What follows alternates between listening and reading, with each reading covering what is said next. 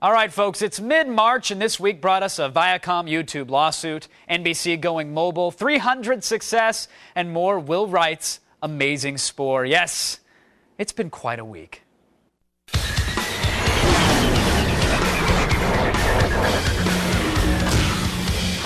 Joining us tonight, Chris Gore, our resident film expert, Natalie Del Conte, host of the podcast Textra, and author of The Average American Male, which is out now in bookstores. I highly recommend it. Chad Coltgen is here. Welcome to the end of another week, everybody. Let's get it kicked off. All right, on Tuesday, Viacom, the parent company of MTV, Comedy Central, and Paramount Pictures, decided it was not going to let YouTube off the hook so easily. They are suing YouTube's owner, Google, for $1 billion. Natalie, is Viacom right, and are they going to win this lawsuit? You know, I don't know. It's interesting because back when Google had bought YouTube, everyone thought that $1.6 million was way too much money. Now it may be $2.6 million if this goes through. So it's interesting, but their point is that, you know, YouTube is not a good business model anyway, which I think is unfair. That's, it's... Natalie, it could be $2-something billion if this lawsuit goes through. Is that what I said? Did I say million? Yeah, no. But I mean, sorry, billion. Billion. Do they have a chance? Do they have a snowball's chance of getting that, or isn't YouTube going to cave and say, "Here's some back-end cash. Let's do it that way"? No, I mean they do have a snowball chance in getting that, and if they do, then the other studios are going to go out for blood too. They're going to, it's going to cost them a lot of money if it goes through. Now, is it Chad, fair? I got to ask Chad here because, these clips have been pulled. There's no more South Park. There's no more Comedy Central. Have you stopped using YouTube on account of that? No, I personally haven't. I mean, although it's definitely a great resource to go on there and find your favorite Colbert Show clip or whatever. I also go on there to watch people hitting each other in the face with frying pans and ghostwriting their whip into telephone poles and whatever. And that stuff's always going to be on there because YouTube is the best place to upload you and your friends throwing darts. Yeah, it's always the best place for somebody dropping it like it is, in fact, very hot. All right, the creator of The Sims and all-around gaming visionary Will Wright, he gave a very insightful demo of his new game Spore at South by Southwest this week. Chris, you were there. Tell me, is Spore going to change the face of games as we know it?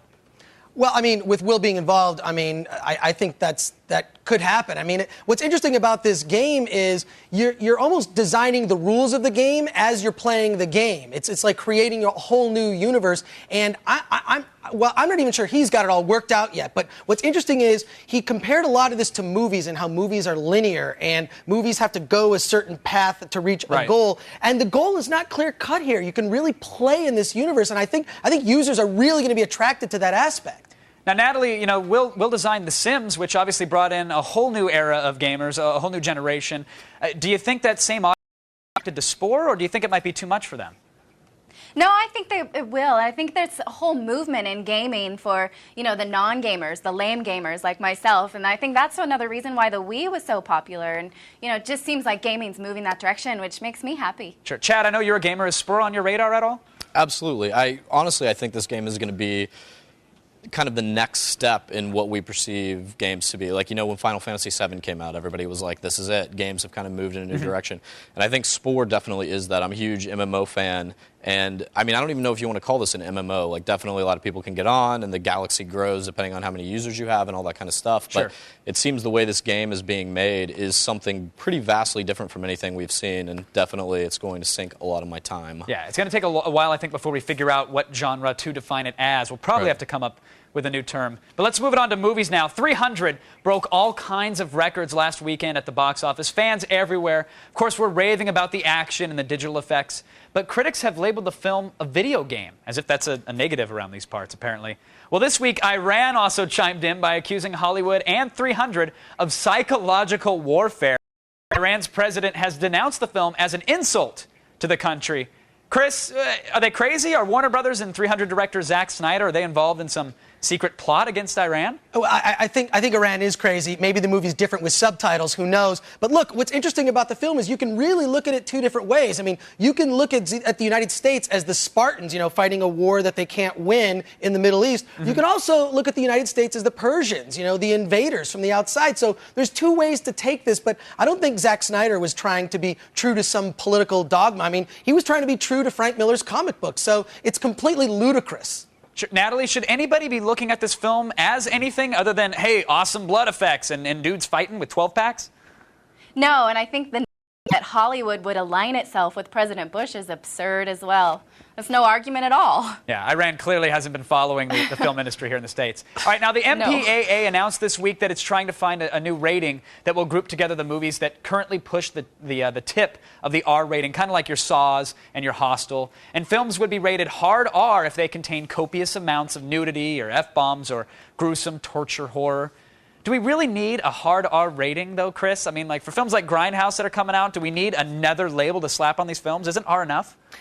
It's not a bad idea if the MPAA actually lays out specific guidelines. I mean, right now, the NC-17 rating, which no film wants to get these days, is death because you won't be released in certain theatrical markets, and also you won't be at Blockbuster videos. So it shuts you down. By having a hard R rating, it means you can really take things to an extreme degree in terms of nudity, violence, and you can actually make films for adults and not worry about anyone under 17 sneaking in. I mean, I think this is a good thing if the MPAA gets its act together. Yeah, but Chad, using the term hard R, isn't that just putting the ball on the tee for guys like you and I?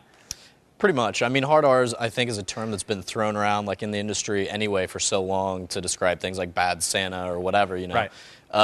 In my mind, it doesn't necessarily mean that it is any more than a regular R or any less than like an NC-17. And, like Chris was saying, like we need some specific guidelines if they are going to come up with this new rating or a new rating to throw into the system. Yeah. They have to say this is why, and this is why it's worse than an R, and this is why it's not as bad as And they've been so good about doing that in the past. We know it's going to be perfect this time around. All right, final story. Yesterday, NBC announced plans to stream on-demand shows like The Office and Heroes to your mobile phone. Natalie, do the majority of people out there, do they want to really pay a couple bucks to watch TV on the small, battery-draining phone? No, I don't think it's a matter of the content, though. I think it's a matter of being paid. I think that, there are plenty of models where they can sell advertising and bring this content for free. So why am I going to pay for this content when I'm paying my cable company for it? And then as well, I'm going to have to pay my carrier for the data if I don't have an unlimited data plan because it costs me to download. It's a waste of money. It's not a good business model. I think you're absolutely right. I'm still amazed people pay for ringtones these days. But that's going to do it for this Weekend Loop. I want to thank our guests, Chris, Natalie, and Chad, for keeping us in the loop. Show, weeknights at 7, only on G4.